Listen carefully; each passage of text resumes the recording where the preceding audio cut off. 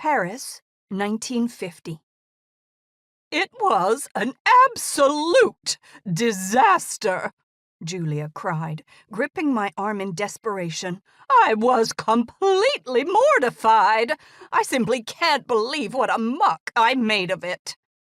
Her bright blue eyes were wild with emotion, and her curly brown hair seemed to vibrate with emphasis. I blinked. I had merely asked how the luncheon she had cooked yesterday for her friend had gone, and, apparently, it had not gone well at all. "Well, what happened?" I asked cautiously, and also with a healthy bit of skepticism. After all, what Julia Child might consider to be an absolute disaster in the kitchen was probably little more than a bit of eggshell in an omelette or the top of a cake that was not as level as she might want. Maybe she'd put too much, I don't know, thyme or chervil or salt in something. My friend, who was studying at Le Cordon Bleu, was a whiz dans la cuisine, and some, very little, but some, of her skills and education had been rubbing off on me.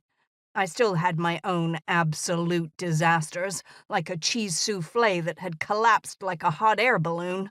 What on earth had I been thinking to even try to make such a delicate dish? But I was certain her troubles would pale in comparison to anything I had done. "Oh, good heavens! I don't even know if I want to tell you." Julia finally released my arm and plopped into a chair, coffee cups, plates, and flatware rattling as her arms and elbows settled onto the table. We were in her kitchen on the second level of the apartment she shared with her husband Paul. It was a very small space, hardly more than a galley, and it didn't have hot running water, something I'd taken for granted back home in Michigan, but learned was a luxury in Paris.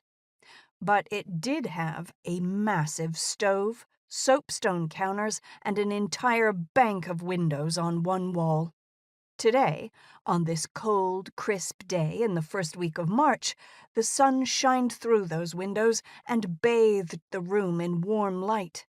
And I was beginning to think that spring might actually come once again to my adopted city. It had been a long, tough, cold winter, and, astonishingly and sadly, for Julia and me, it had also been filled with murder. I was more than ready for the warmth and light of spring. "Oh!" Julia moaned. The table rocked, and its burden clinked again under the shift of her arms. I had taken a seat as soon as I came into the kitchen.